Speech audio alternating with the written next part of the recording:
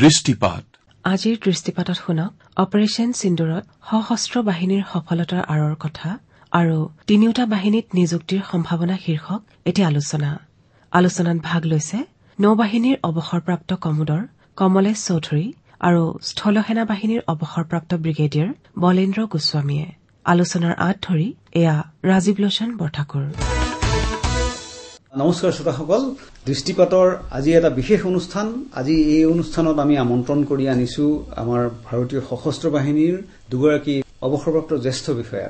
তাৰ এগৰাকী হৈছে ভাৰতীয় নৌসেনা বাহিনীৰ অৱসৰপ্ৰাপ্ত কমোডৰ কমলেশ চৌধুৰী। নমস্কাৰ চৌধুৰী ডাঙৰীয়া। নমস্কাৰ।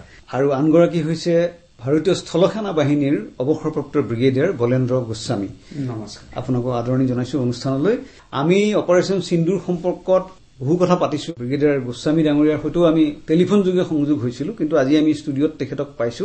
তেখেতৰ হয়তো আমি অপাৰেশ্যন সিন্দুৰ বিষয়ে অলপ কথা পাতিম, কিন্তু এটা গুৰুত্বপূৰ্ণ কথা আমি আলোচনা কৰিবলৈ বাকী আছিলে। অপাৰেশ্যন সিন্দুৰৰ যিটো মূল সফলতাৰ এটা প্ৰধান কাৰক আছিলে ভাৰতীয় নৌসেনা বাহিনীৰ যিটো এগ্ৰেছিভ পশ্চাৰ বুলি কৈছে ইংৰাজীত।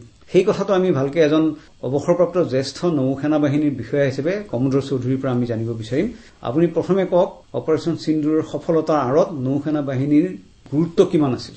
এইটো কথা কবলৈ মই আপোনাক এটা অকমান টানি লৈ যাওঁ। 71 ৱাৰত আমি বাংলাদেশ ব্লকেট কৰি দিছিলো, বাংলাদেশ স্বাধীন হৈ গল। আমি কৰাচীত ব্লকেট কৰি দিছো, কৰাচী 7 দিন জ্বলি থাকিল। সেইটো হল নেভেল ৰোল। নেভি যেতিয়া যায়, নেভিৰ ৰোল হল to destroy anything and everything. তাৰ সন্মুখত জোন আহে। আমাৰ তাত 2খন কেৰিয়াৰ আছে, 187 শিপছ আছে। পাকিস্তানৰ কি আছে? একোৱেই নাই। এই যেতিয়া আমি কেৰিয়াৰ ফ্লিট সন্মুখত লৈ যাওঁ, 2 carrier fleet is a huge fleet. ভাবিব নোৱাৰা শক্তি এইটো। আৰু আৰ্মামেণ্ট আছে আমাৰ তাত চব, যি সোধে সেই আছে। আমাৰ তাত SSBNও আছে। সেইবোৰ এইটোতো ক'ব নাপায়, কিন্তু নেভি আজি বহুত strong, 4th largest navy in the world.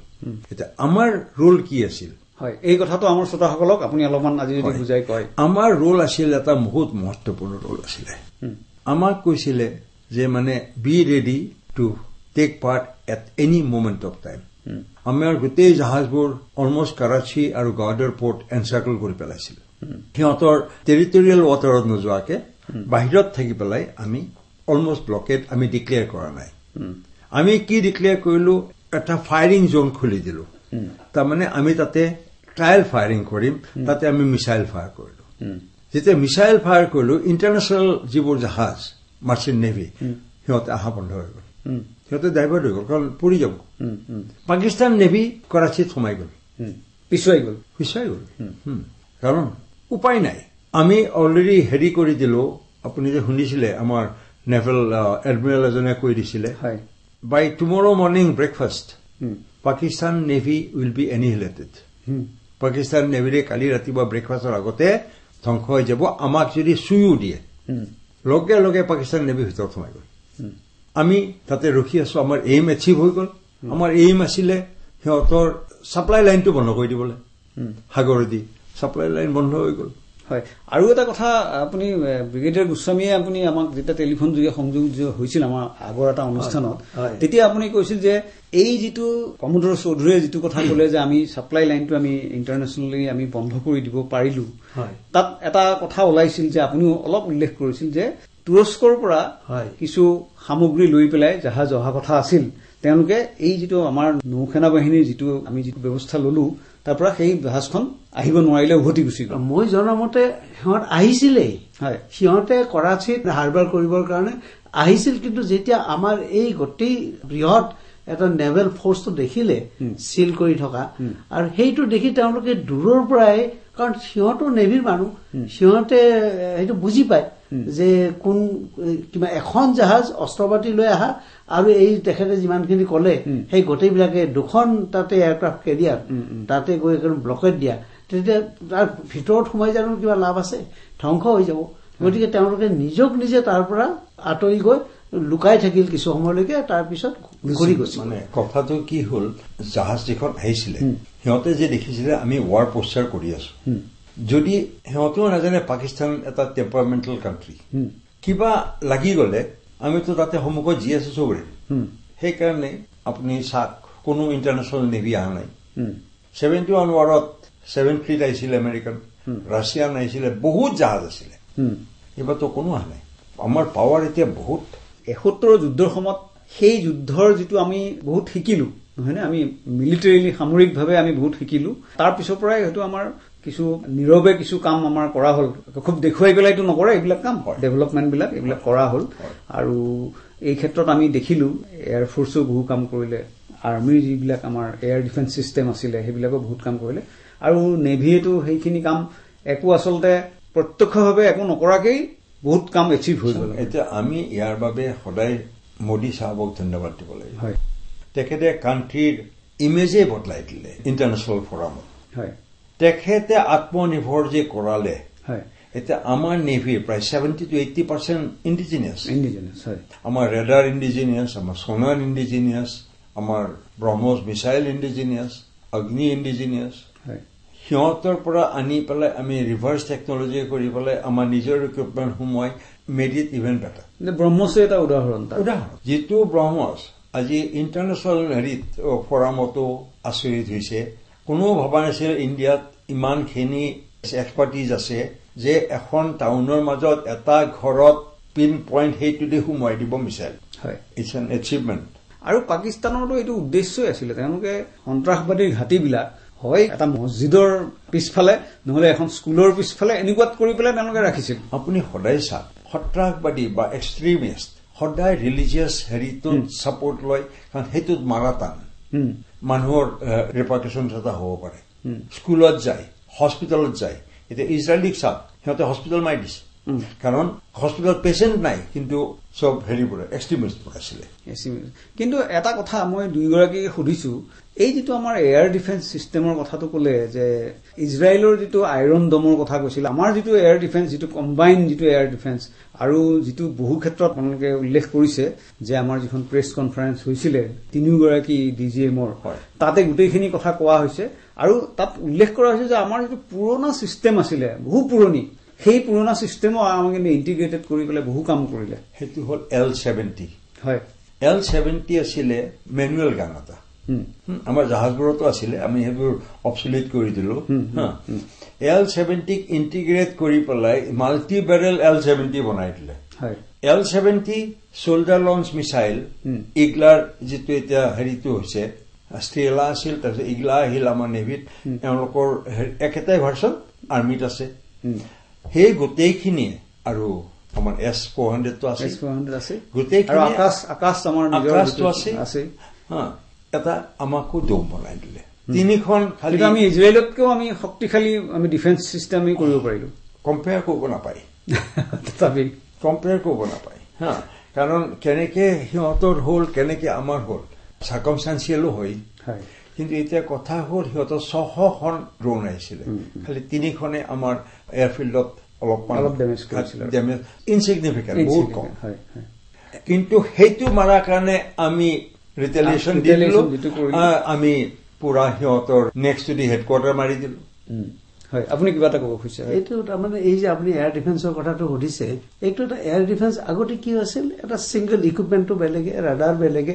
সিংক্ৰনাইজেশ্যন অকমান হয় ডিটেক্ট কৰে তাৰপিছত ৰিলিজ কৰিব পাৰে মিছাইলটো এতিয়া কি হৈছে এটা প্লেটফৰ্ম হৈছে এইটো নামটো হ'ল আকাশতীৰ আৰু ইয়াতে 4টা এজেঞ্চিজ ইয়াতে লিংক হয় যিকাৰণে মেইন ইনক্লুডিং থ্ৰু DRDO আৰু ইছৰ থ্ৰুৰে ইনক্লুডিং স্যাটেলাইট কমিউনিকেশ্যন তাতে কি হয় এতিয়া আপোনাৰ এটা স্যাটেলাইট কমিউনিকেশ্যন সেইটো এটা লিংক হ'ল তাৰপিছত যদি মিছাইল যেটো আমাৰ ডিটেকশ্যন সিস্টেম সেইটো আমি আকাশত কিবা আকাশেৰে ড্ৰোন আহিলে আমি ডিটেক্ট কৰিব পাৰো তাৰপিছত একৰ্ডিংলি আমি ৰিলিজ কৰিব পাৰো মিছাইল আৰু সেইটোকো আপুনি গাইড কৰিব পাৰে মানে আকাশত থকা ড্ৰোনটো ওপৰৰ স্যাটেলাইটে আপোনাক ক'ব জায়গাটো কোনটো কিমান প্ৰিচিজন কেনেকুৱা কি ডিটেকশ্যনটো কেনেকৈ হ'ব লাগে এই দুটা তাৰপিছত এটা তাতে আৰু গ্ৰাউণ্ড ৰাডাৰ থাকে আৰু ফোৰ্থলি এটা অপাৰেশ্যনেল ৰুম থাকে এই গোটেইকেইটা লিংক কৰি এ সিংগল কমাণ্ড ইন্টিগ্ৰেটেড কমাণ্ড তেতিয়াহ'লে আপুনি স্যাটেলাইটে আপোনাক জায়গাটো দেখুৱাই দিলে পিন পইণ্ট তেখেতে যেনেকে কৈছে মতলব ইয়াতে error level is 1 metre by 1 metre can you imagine ইমান দূৰৰ পৰা ফায়াৰ কৰা গতিকে আপোনাৰ সেই জাগাটো ডিটেক্ট কৰিলে কৰাৰ লগে লগে আপুনি যিটো মিছাইল যিটো ফায়াৰ কৰিব লাগে if it the platform is aerial platform তাতে এৰিয়াল প্লেটফৰ্মটো তাতে হেৰি হ'ব কৰ্ডিনেট হ'ব তাৰপিছত আকৌ গ্ৰাউণ্ডৰ পৰা যিটো ৰিলিজ কৰিব লাগে গ্ৰাউণ্ডৰ ৰাডাৰৰ লগত কানেকশ্যন হৈ যাব আৰু যিটো ৱেপন চিষ্টেম ৰিলিজ কৰিব লাগে তাৰে লগতো আৰু প্লাছ অপাৰেশ্যনেল ৰুম কাৰণ অপাৰেশ্যনেল ৰুমটোৱে গোটেই বস্তুটো কণ্ট্ৰল কৰিব সিংগল এণ্টিজেন গতিকে আৰু সেইটোৰ কাৰণে আপুনি দেখিছে যে প্ৰিচিজন ফায়াৰিং যিটো precision to the point of 1 metre মানে আপুনি ভাবিব নোৱাৰে আৰু ব্ৰহ্মছৰ কিমান হেৰি range 290 kilometre can be extended up to 800 কিলোমিটাৰলৈকে আৰু ব্ৰহ্মস্ত্ৰ নামটো জানে আপুনি ব্ৰহ্মপুত্ৰ আৰু মস্কোৱা এই দুটা লগ লাগি ব্ৰহ্মস্ত্ৰ হৈছে আমাৰ 55% তাতে শ্বেয়াৰ ৰাছিয়াৰ 45% গতিকে আমি on commercial line on our own আমি যাব পাৰিম আৰু ইয়াৰ বিৰাট ডিমাণ্ড বাঢ়িছে আৰু এটা আমাৰ এডভান্টেজ কি হ'ল আমি জিপিএছৰ কাৰণে ইণ্টাৰনেশ্যনেল ডিপেণ্ডেন্স নাই আমাৰ নিজৰ কাৰ্টোছেট আমাৰ আছে আমাৰ ছেটেলাইটবোৰ আমাৰ নিজৰ কোনো ব্লক কৰিব নোৱাৰিলে 10টা ছেটেলাইট ইয়াৰ কাৰণে ইয়াৰমাৰ্ক কৰা হৈছে কোনো ব্লক কৰিব নোৱাৰিলে কোনো আমাক সেইটোত ইনজেক্ট কৰিব নোৱাৰিলে আমি কি কৰি আছো তাৰ বিগ এডভান্টেজ আৰু গোটেই ই যিটো মানে বস্তুটো কৈছে এখন জাহাজত গোটেইখিনি ইণ্টিগ্ৰেটেড হয় তাতে আমাৰ সাৰ্ফেচ টু এয়াৰ মিছাইল আছে যিটো আকাশ কয় আমি এইটো RZ-61 কওঁ সেইটোৰ মিছাইল মই শিকি আহিছিলো ৰাছিয়াত মানে অকমান মই এতিয়া ৰিভিজন কৰি কৈ দিওঁ আমাৰ ৰিয়েকশ্যন টাইম কেনেকুৱা হয় for a men in uniform আপুনি আচৰিত হৈ যাব মোৰ ৰিয়েকশ্যন টাইম জাহাজখন বচাবলৈ 6 ছেকেণ্ড থাকে স্কাইখন আমাৰ এটা হৰাইজন থাকে হৰাইজন ৰেঞ্জ হ'ল 12 কিলোমিটাৰ যিমানবোৰ মিছাইল আহে খুব বেছি 50 মিটাৰ বা 100 মিটাৰ ফ্লাইটত আহে 12 কিলোমিটাৰ আৰু প্ৰত্যেকটা সাৰ্ফেচ টু সাৰ্ফেচ মিছাইল আপোনাৰ 330 মিটাৰ পাৰ ছেকেণ্ড চলে এনেকুৱা আপ এণ্ড ডাউন তাৰমানে 3 কিলোমিটাৰ ইন 3 ছেকেণ্ডছ 3 ছেকেণ্ডছত আপোনাৰ 1 কিলোমিটাৰ যায় অ'কে বাৰত মই পিক আপ কৰিলো ছুইপটোত 4 ছেকেণ্ড লাগে আমাৰ ৰেডাৰটো যে স্কেন কৰে 12 ছেকেণ্ড যায় তেতিয়া আমি কনফাৰ্ম কৰিব পাৰিম তিনিটা ছুইপত 12 ছেকেণ্ডত আপোনাৰ 4 কিলোমিটাৰ গ'ল 12ৰ পৰা 4 গ'ল 8ৰ পৰা এতিয়া মোৰ তাত থাকিল 5 কিলোমিটাৰ মোৰ আমি যে আকাশ কৈছে মই RZ-61 মাৰিব নোৱাৰো 15 গ'ল থাকিল আপোনাৰ তাত 3 কিলোমিটাৰ থাকিল আপোনাৰ তাত 9 ছেকেণ্ডছ তাতে মোৰ লঞ্চ টাইম এৰি দিয়ক 6 ছেকেণ্ডছ ইজ অপৰচুনিটি ফৰ মি কিন্তু আমাৰ ইণ্টিগ্ৰেশ্যন কেনেকৈ হয় ই যিটো কৈছে গ্ৰাউণ্ডৰ পৰা হয় আমাৰতো চব তাতেই এই মিছাইল যে গ'ল এই 5 কিলোমিটাৰ যে মাৰা নাযায় এতিয়া নহ'লে আমাৰ গানে আমাৰ মিছাইলক মাৰি দিব এই মিছাইল গ'লতো তেতিয়া গানে মিছাইলক মাৰি দিবতো এই মিছাইলটো যে শেষ হ'ল নেক্সট এণ্টি এয়াৰক্ৰাফ্ট গানবোৰ আৰম্ভ হৈ যায় বাৰাজ মাল্টিপল জাহাজ মই কৈছো নহয় আমাৰ কেৰিয়াৰক এনেকে কভাৰ কৰি থয় চাৰিওপিনেদি চবেদি সেনেকে মাৰে তাৰপিছত আমাৰ স্মল আৰ্মছ আৰম্ভ হৈ যায় 30 mm 40 mm তাৰমানে এতিয়া এখন এটা এনভেলপ বনাই দিয়ে তাৰ মাজতে সোমোৱা বৰ টান আৰু সেই বস্তুটো ইণ্টিগ্ৰেশ্যনটো আপোনাৰ নেভিও তাত ইণ্টিগ্ৰেটেড আছে যুদ্ধ অকলে কৰিব নোৱাৰে যুদ্ধত তিনিটা সাৰ্ভিস বহিব লাগিব মই সেইটো কোৱা নাই মই এই যে এয়াৰ ডিফেন্স সিস্টেমটোত মই নেভিৰ ৰোলটোৰ কথাহে সুধিছো এয়াৰ ডিফেন্স সিস্টেমত সাৰ্ফেচৰ লগত আমাৰ কানেকশ্যন নাই আমি ইণ্ডিপেণ্ডেণ্ট আৰু এটা কথা নেভিত কি হয় এওঁলোকে আৰ্মিত এয়াৰ ফৰ্চত ফোনটো উঠাই কথা পাতিব পাৰে নেভিত এবাৰ সাগৰলৈ গলো মোক আৰু কোনো হেৰি নাই মই নিজৰ ডিচিশ্যন মই নিজে ল'ব লাগিব কাৰণ মই কমিউনিকেট কৰিব নোৱাৰো কমিউনিকেট কৰাৰ লগে লগে এনিমিয়ে গম পাই যাব মই ক'ত আছো সেইটো HF কয় চাইলেন্স ব্ৰেকিং কয় হাই ফ্ৰিকুৱেঞ্চিতে দিব লাগিব কৰাল এটা টিপ মানিম আহি যাওঁ তেতিয়া মই এটা কথা মই জানিব বিচাৰিছো আপোনাৰ ওচৰলৈ আহিম এই যে আমাৰ এয়াৰক্ৰাফ্ট কেৰিয়াৰ বিক্ৰান্ত আছিলে তাৰ লগত যিবিলাক শ্বিপবিলাক থাকে সেই তাৰ কমিউনিকেশ্যনটো আপুনি কৈছে যে কমিউনিকেশ্যন কৰা সেইবোৰ আমাৰ VHF ৰ ৰেঞ্জ ইয়াৰ পৰা চালমাৰি আপুনি বুজি পাইছে সেইটো বাহিৰত নাযায় very high ফ্ৰিকুৱেঞ্চিটো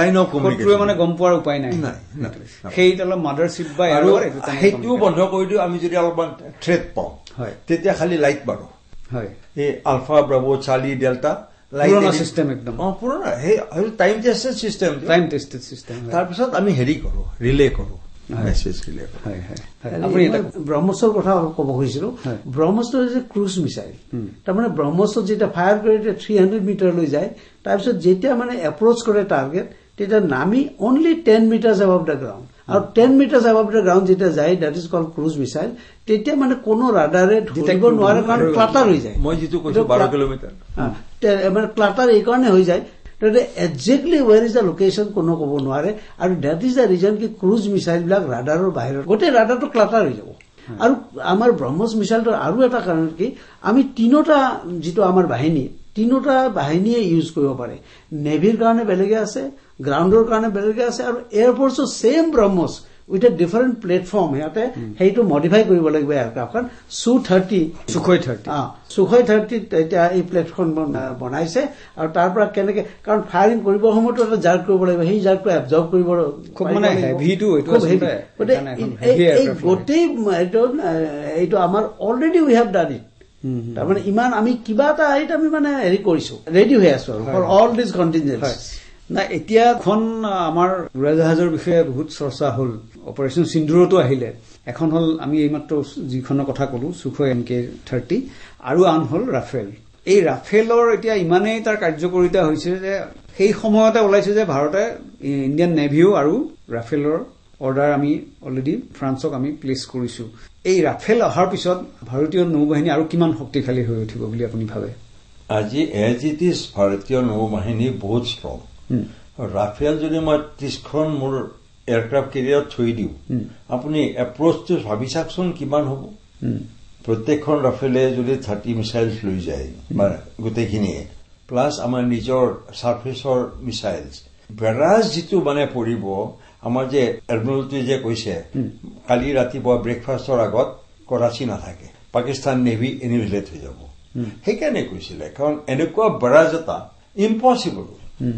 impossible for anybody to defend আৰু ভাৰতৰ এতিয়া দুখন আমাৰ এয়াৰক্ৰাফ্ট কেৰিয়াৰ এতিয়ালৈকে আছে আপুনি নাভাবেনে যে আৰু ভৱিষ্যতে আমাৰ আৰু এয়াৰক্ৰাফ্ট কেৰিয়াৰৰ প্ৰয়োজন আছে বুলি এতিয়া আপুনি চাওক দি ৱাৰফেয়াৰ সিনাৰিঅটো চেঞ্জ হৈ গৈ আছে দেই এতিয়া এইবাৰ আমাৰ কোনো মানুহ ক্ৰছ নকৰিলে আমি আমাৰ আৰ্মি ডিপ্লয় নকৰিলো সঁচা ক'ব গ'লে মোবিলাইজ 2001ত অফ পৰাক্ৰমত আমি অসমৰ পৰাও ট্ৰেইন গৈ তাত আছিলে আমাৰ এই অনুষ্ঠানতে আছিলে চবেই মিলিটাৰীক মালা পিন্ধাইছিলে যাবৰ কাৰণে এইবাৰতো নহ'ল এইবাৰ একোৱেই কৰা নাই ইভেন আমাৰ এয়াৰক্ৰাফ্টটো আমাৰ এয়াৰ স্পেচ কৰাই নাই কিন্তু কথা হ'ল এইটো এচিমেট্ৰিক ৱাৰফেয়াৰ আমাৰ এইম কি আছিল প্ৰত্যেকটা ডিফেন্সৰ এটা বস্তু হয় এটা হ'ল এইম এণ্ড টু অবজেক্টিভ আমাৰ এইম আছিল এক্সট্ৰিমিষ্টৰ ঘাটিকেইটা ভাঙি দে অ'কে অবজেক্টিভ আছিলে আমি কেনেকে ভাঙিম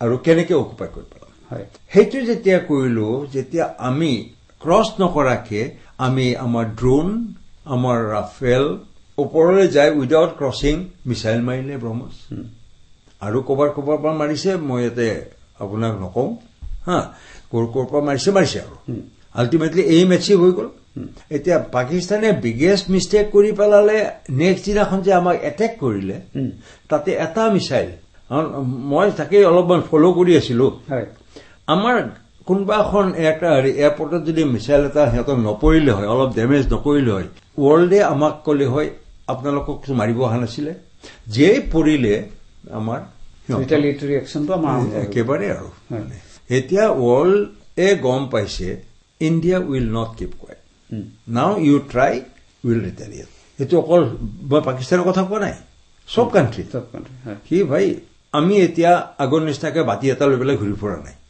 কথা সেইটোৱে এতিয়া আমি সিন্দুৰৰ যি সফলতাৰ কথা বহুখিনি পতা আমাৰ ষ্টুডিঅ'ৰ মজিয়াতে পতা হ'ল তাৰ লগতে এটা সম্পৰ্কীয় বিষয় এটাও আমাৰ আছে যে আমাৰ বিশেষকৈ আমাৰ সশস্ত্ৰ বাহিনীত তিনিওটা বাহিনীতে আমাৰ অসম তথা উত্তৰ পূৰ্বাঞ্চলৰ প্ৰতিনিধিত্ব বিশেষকৈ বিষয়া পৰ্যায়ত অফিচাৰ্ছ লেভেলত বৰ কম আৰু আপোনাৰ কমোডৰ চৌধুৰীয়ে নিশ্চয় জানে যে আমাৰ ইণ্ডিয়ান নেভিটো আমাৰ অসম উত্তৰ পূৰ্বাঞ্চলৰ একেবাৰে তিনি নগণ্য বুলি ক'লে আপুনি বোধহয় senior most officer Indian naval officer হয় গতিকে এইটোৱে প্ৰমাণ কৰে যে আমাৰ ইয়াৰ পৰা ক'ত অসুবিধাটো ক'ত আছে আৰু আচলতে অলপ অভাৱ নেকি যে জ্ঞানৰ অভাৱ নেকি যে কেনেকে যাব পাৰি অভাৱ একো নহয় আমি হ'ল এটা লেণ্ডলক ষ্টেট সাগৰটো দেখা নাই আমাৰ মানুহে ল'ৰা ছোৱালীবোৰে আৰ্মি দেখা পায়, এয়াৰফৰ্চ দেখা পায়, কিন্তু নেভিটো নেদেখে।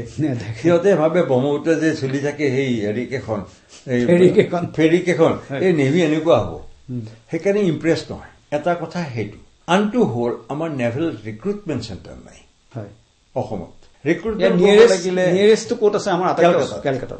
মই বহুত চেষ্টা কৰিছিলো, নেভিয়ে কৈছিল আমি দিম। তাৰপিছত আৰু মই ডাইৰেক্টৰ শ্ৰেণীপুৰত থাকোঁতে কৰিলো, তাৰপিছত ৰিটায়াৰ হৈ গ'ল। সেইটো সেনেকেই থাকিল। থাৰ্ড কথা হ'ল এৱেৰনেছ নাই। নেভি এটা হ'ল very difficult subject, highly technical. ইয়াতে কম্পিউটাৰ আপুনি যদি নাজানে আপুনি ছাৰ্ভাইভ কৰিব নোৱাৰে, এট্ৰিশ্যন ৰেট বহুত হাই হৈ যাব। ছেকেণ্ডত হয় নহয়, মই যেনেকৈ অলপ আগতে কৈছিলো, এভৰিথিং ইজ ইন ছেকেণ্ড। আৰু যেতিয়া আমি মিছাইল ছিষ্টেম এটা সন্মুখত থাকো আমাৰ মাইণ্ডবোৰ ব্লেংক হৈ যায়। তাৰপিছত অনলি একশ্যনছ আৰু ড্ৰিল, অইন একো নাই, matter of life and death. কিন্তু এই এৱেৰনেছৰ অভাৱটো সেইটো এতিয়া মানে এটা হ'ল কলেজে এতিয়া আমাৰ হেমন্ত বিশ্ব শৰ্মা চাহাবে এটা অৰ্ডাৰ এটা দিছিলে, চব কলেজ তলেজ আৰু স্কুলবোৰত যাই পেলাই কওকগে। এতিয়া আমাৰ 19খন জিলা শ্ৰেণী বোৰ্ড আছে, এতিয়া প্ৰেজেণ্ট ডাইৰেক্টৰে সিহঁতক চবকে হেৰি দিছে, ডাইৰেক্টিভ দিছে, স্কুলে স্কুলে যাই পেলাই বুজাই দিয়া এণ্ট্ৰিবোৰ কি, কেনেকে সোমাব পাৰে। নেভিত 12টা অফিচাৰ এণ্ট্ৰি আছে, 12টা different types of entry for naval. কোনোৱে নাজানে, খালি চবেই জানে নেশ্যনেল ডিফেন্স একাডেমী বা ইণ্ডিয়ান নেভেল একাডেমী, বাকীবোৰ নাজানে। আপুনি উকিল হৈ পেলাইও সোমাব পাৰে, আপুনি ডাক্তৰ হৈও সোমাব পাৰে, আপুনি ইঞ্জিনিয়াৰ হৈ পেলাই লাষ্ট ইয়েৰ অফ ইঞ্জিনিয়াৰিঙত আপুনি ভৰ্তি হ'ব পাৰে। গভৰ্ণমেণ্টে আপোনাক লাষ্ট ইয়েৰ পঢ়াই দিব, দৰমহাও দিব, ইমান সুবিধা আছে। এইবোৰ কথা এতিয়া মই আপোনাক যদি কওঁ, এতিয়া আমাৰ এণ্ট্ৰিবোৰ 10টা এণ্ট্ৰি আছে। এটা হ'ল নেশ্যনেল ডিফেন্স একাডেমী, এটা হ'ল 10+2 BTech কেডেট এণ্ট্ৰি, যিটো মই এইমাত্ৰ ক'লো। এটা হ'ল কম্বাইণ্ড ডিফেন্স ছাৰ্ভিচেছ এণ্ট্ৰি, এটা হ'ল INET Indian navy entrance test, এটা আছে SSC শ্বৰ্ট ছাৰ্ভিচ কমিশ্যন, যিটো নেকি 14 বছৰ কৰিব পাৰে। এটা হ'ল UES ইউনিভাৰ্চিটি এণ্ট্ৰি স্কিম, তেওঁ যদি MA MSc পাছ কৰিলে তেওঁ জইন কৰিব পাৰে। তাৰপিছত SNAES special naval architect entry scheme, আমাৰ যদি আৰ্কিটেক্ট আছে সিহঁতে ভৰ্তি হ'ব পাৰে।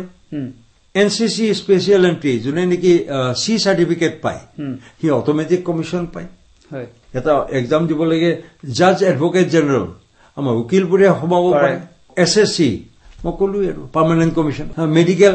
হয়, গতিকে ইমানবোৰ সুবিধাৰ পিছত আৰু আচলতে আপোনাক দুইজনকে মই প্ৰশ্নটো, অসমত যিটো ভাৰতৰ অন্য ৰাজ্যত যিদৰে NCCটোৰ যি গুৰুত্ব, অসমত গুৰুত্ব অলপ কম বুলি আপোনালোকে ভাৱ হয় নেকি? বহুত কম।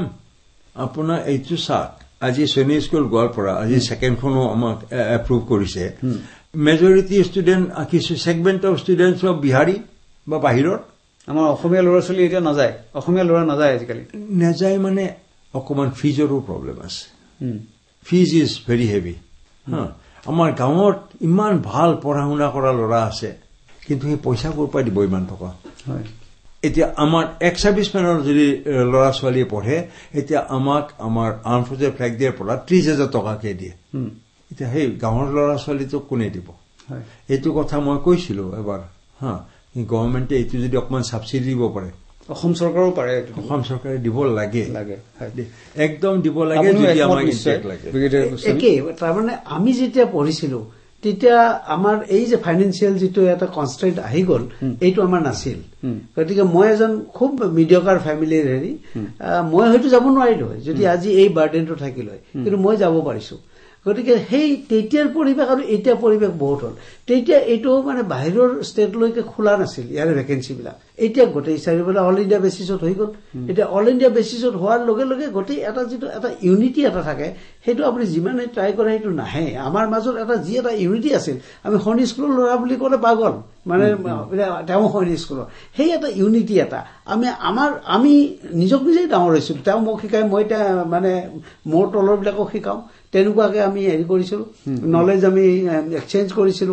এতিয়া মেইনটো হৈছে সেইটো, আৰু ছেকেণ্ডলি মটিভেশ্যনটো তাহাঁতক যিটো মটিভেশ্যন কৰিব লাগে আমাৰ দিনৰ যিবিলাক ষ্টাফ আছিল বা আমি নিজেও মটিভেট হৈছিলো আমাৰ পৰা যেতিয়া প্ৰথমজন এনডিএলৈ গৈছিল তেখেতৰ নাম চন্দ্ৰকান্ত বৰা ফেমাছ কৰ্ণেল চন্দ্ৰকান্ত বৰা তেওঁ আমাৰ স্কুলত আহিছিল প্ৰথম যেতিয়া তেওঁ ছমাহৰ মূৰত যেতিয়া ব্ৰেক পায় এটা টাৰ্ম শেষ হয় তেওঁ আমাৰ স্কুল হৈ গৈছিল আৰু তেওঁক দেখি পেলাই আমি মানে মটিভেট হৈছিলো মানে তেওঁ ধুনীয়া কথাও কৈছিল মটিভেট হৈছিল আমাৰ টিচাৰবিলাক তেনেকুৱা আছিল মটিভেটেড আমাৰ প্ৰিন্সিপাল মানে he was like a god ইমান ধুনীয়াকে মৰমৰ ঠাইত আৰু যেতিয়া তেওঁ শাস্তি দিব লাগে বা শক্তি দিব লাগে তেতিয়া তেওঁ ইমান ষ্ট্ৰিক্ট মানে হেৰি কৰে আৰু তেওঁক দেখি আমি মটিভেট হৈছো আৰু ইমান আৰু what a handsome my personality আপুনি মই কৈ বুজাব নোৱাৰো সেইবিলাক যি পৰিৱেশ দেখিছিলো তেতিয়া মোৰ মনটো অট'মেটিকেলি ডিফেন্স হ'ব আৰু যিয়েই নহওক মই ডিফেন্সত যামেই আৰু মানে কিন্তু সেইটো নাই আৰু এতিয়া কি হৈছে জানে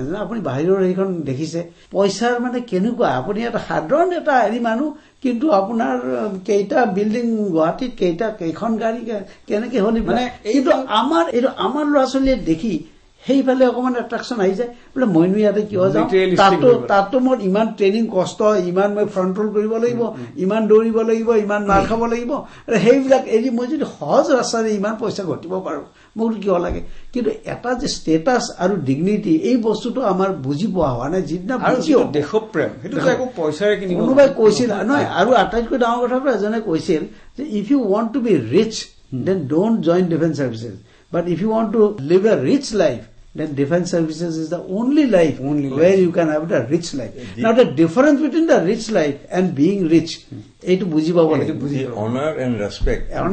Man and uniform gets unbelievable. Hai. Na moi ei ekhetor Komodor Chaudhuryৰ কথাৰ লগত আপোনাৰ কথা এটা মই খুদিব বিচাৰিছো এখেতে কৈছে যে আমাৰ নেভিলৈ যোৱাৰ ক্ষেত্ৰত আমাৰ এৱেৰনেছৰ অভাৱ আমাৰ ইয়াত ৰিক্ৰুটমেন্ট ইয়াত নাই আমাৰ কিন্তু আৰ্মিৰ ক্ষেত্ৰত সেইটোতো নহয় কম্পাৰেটিভলি আমাৰ হাৰিয়ানা বা উত্তৰ প্ৰদেশ বা পাঞ্জাবত যিমান ধৰণৰ অফিচাৰ ৰেংকত মানুহৰ এন্ট্ৰি আছে আমাৰ অসম উত্তৰ পূৰ্বাঞ্চলত কম এই কথাটো আপুনি কি বুলি ভাবে না মই সেইটোৱে কওঁ কিন্তু আপুনি মই সেই হেৰিতে আছিল যেতিয়া মই আৰ্মি হেডকোৱাৰ্টাৰত আছিলো তেতিয়া মই মেন পাৱাৰ প্লেনিং ডাইৰেক্টৰত আছিলো এজ এ কৰ্নেল মই এই ভেকেঞ্চি যিটো মানে অফিচাৰৰ কথা কৈছো তাৰপিছত আৰু আনকি ৰিক্ৰুটমেণ্টৰো কম জোৱানৰো কম অফিচাৰৰ ক্ষেত্ৰত এইটো নাই এইটো এপ্লিকেবল নহয় অফিচাৰ ইজ অপেন মানে গোটেই কোনো এটা তাতে হেৰি চিষ্টেম নাই কোটা চিষ্টেম নাই যে ইমানটাহে হ'ব পাৰে অসমৰ পৰা ইমান কৰে তাতে it is open to all and no' reservation nothing open to all মানে কোনো এটা ল' কাষ্ট বা বেলেগ ৰিলিজিয়নৰ বা এনেকুৱা নাই it is open to all that is the only service which is open two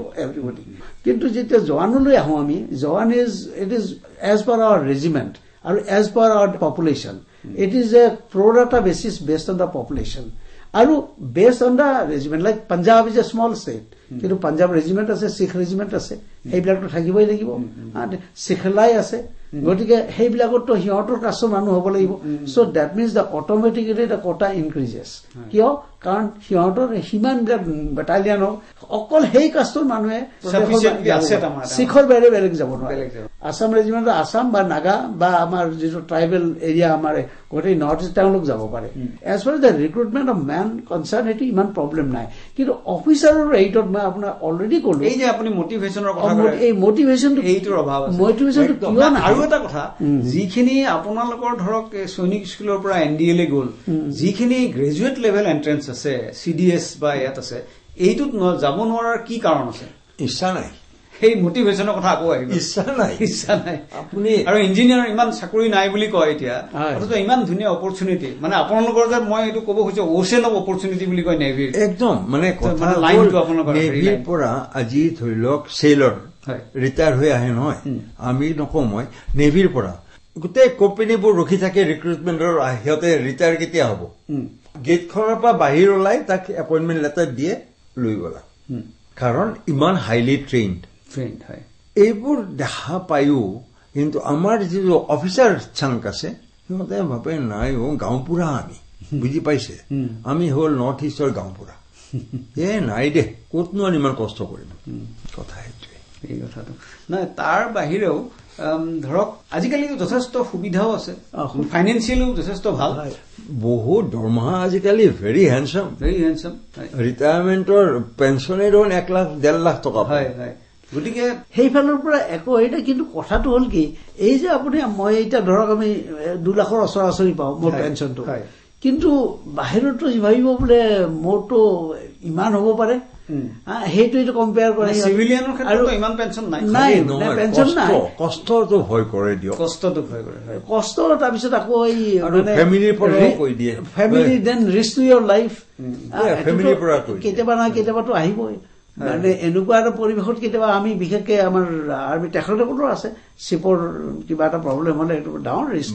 কিন্তু আমাৰ এতিয়া চাওক, মই কাশ্মীৰত কমাণ্ড কৰিছো, ওলাই যাওঁ, গুলি চলে, ঘূৰি আহো না নাহো তাত ঠিক নাই, কিন্তু মোৰ এনাৰ্জি বা মোৰ মটিভেশ্যন লেভেল, মোৰ স্পিৰিট কমি নাযায়। সেইখিনি সময়ত এই জন্ম মৃত্যু মানে এইটো লাইফ আৰু ডেথৰ কথা পাহাৰৰ দৰে হয়। কিন্তু আজি সেইটো এটা মই, কাৰণ সেইটো পৰিৱেশত ডাঙৰ হৈছো মই, সেইটো পৰিৱেশ সৈনিক স্কুলত এই হেৰিৰ পৰা, এই 12 বছৰৰ পৰা মই সেইটো ট্ৰেইনিং, তেতিয়া আমাৰ টিচাৰ, তেতিয়া আমাক কেনেকে ফিজিকেল ট্ৰেইনিং কৰাইছিল, আমাক ড্ৰিল কৰাইছিল, আমাক পঢ়ুৱাইছিল, আমাৰ ব্ৰেক কেনেকুৱা আছিল, শুবৰ সময়ত আমি কেনেকে এটা যি এটা ধুনীয়া ডিচিপ্লিন লাইফ, এটা ৰেজিমেণ্টেল লাইফ এটা, সেইটো আপুনি বাহিৰত ক'ৰবাত পাব নেকি? নৰ্মেল স্কুলত পঢ়া বাহিৰ সৈনিক স্কুল কেইখন, এখন, তাতো আধা ভেকেঞ্চি বাহিৰত, আকৌ এখন খুলিব, এতিয়াতো খোলাৰ পিছত গম পোৱা যাব। কিন্তু হেৰি, আৰু তাৰো পিপুল আৰ নট মটিভেটেড, এটাও যাব নোৱাৰে কেতিয়াবা, কোনোটা বছৰত মানে এটাও হেৰি নহয়, পাছ নকৰে, কোৱালিফাই নহয়, এই তেনেকুৱা।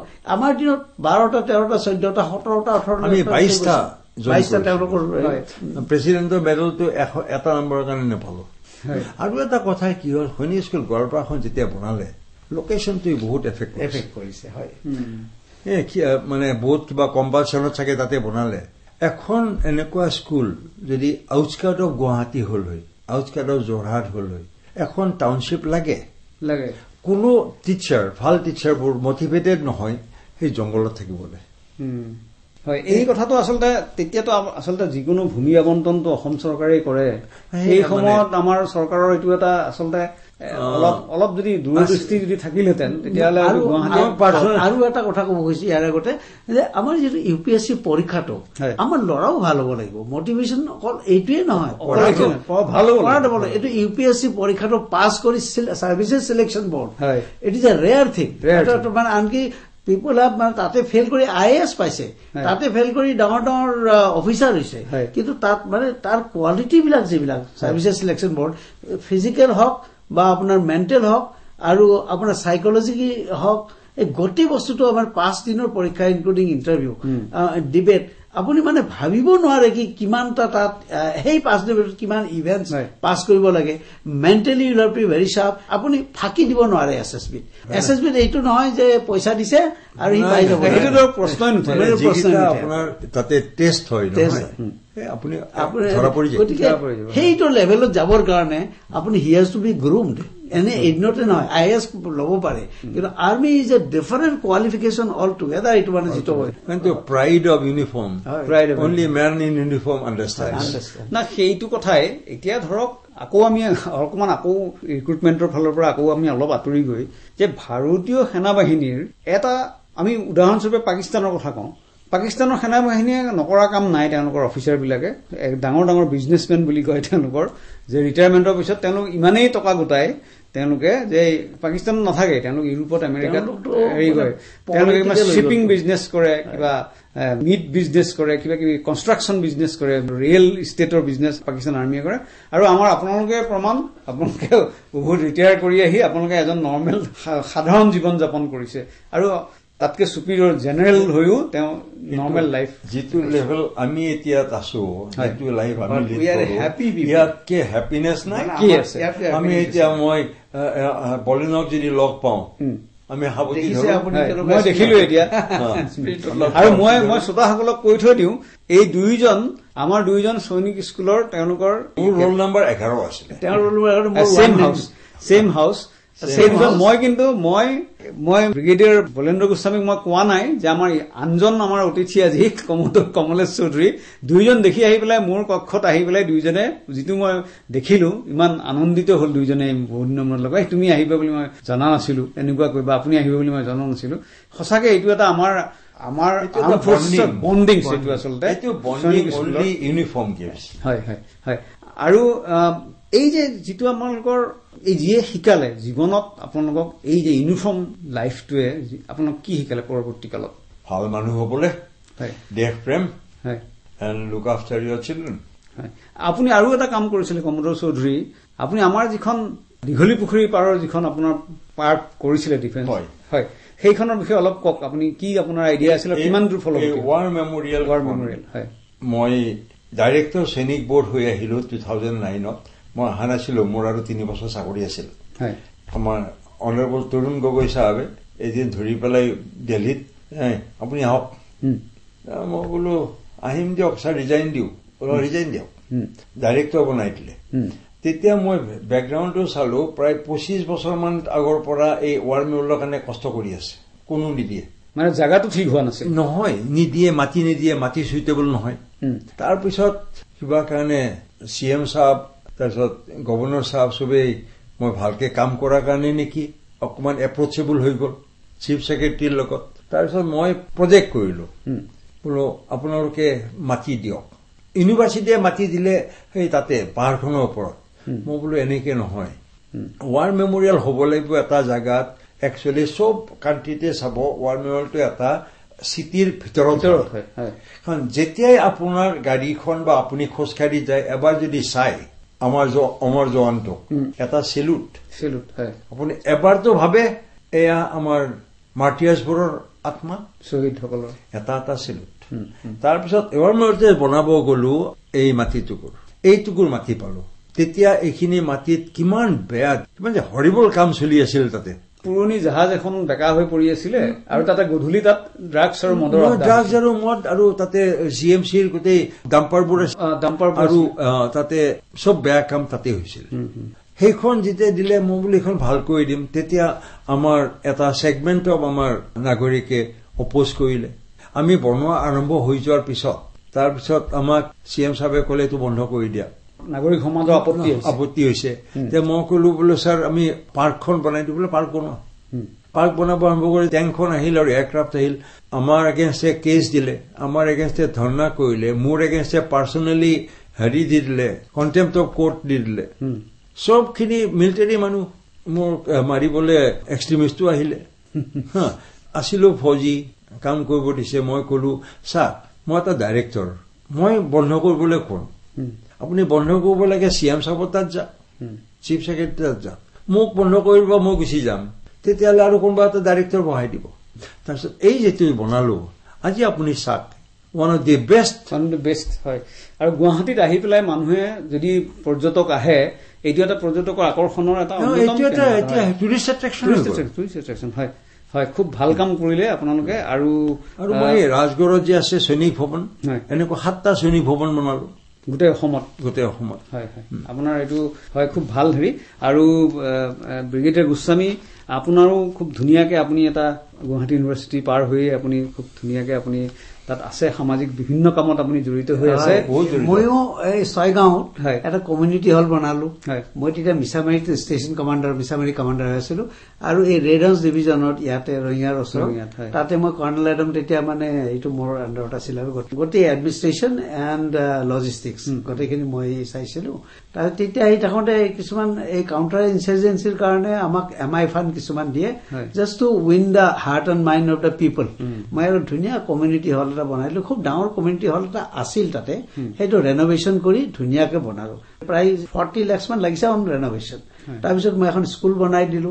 তাৰপিছত আপুনি চান্দহদাগৰ মেৰঘৰটোৰ নাম শুনিছে? চম্পকনগৰ, মানে হেৰি চান্দহদাগৰ 6 গাঁও বুলি, আৰু সেইকাৰণে চম্পকনগৰ হল।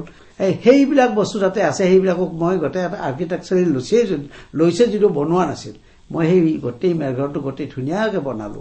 আৰু তাতে এটা বিবাহ বহৰ পাতি দিলো, যাতে গাঁৱৰ মানুহবিলাকে কাৰো পৰা ছাবস্ক্ৰিপশ্যন ল'ব নালাগে। এই বিহু পাতিলে, কিবা বেলেগ কিবা তাৰে মাজতে খানা পাতিলে, শিৱৰাত্ৰি পূজা কৰিলে, কাৰো পৰা আগতে আছিল কি ঘৰে ঘৰে চাউল কালেক্ট কৰিছিল, দালি কালেক্ট কৰিছিল, পইচা কালেক্ট কৰিছিল, তাৰপিছত খানা হৈছিল। এতিয়া গোটেই তাতে এখন বিয়া হলে 30-40 হাজাৰ পইচাখিনি যাতে হৈ যায়।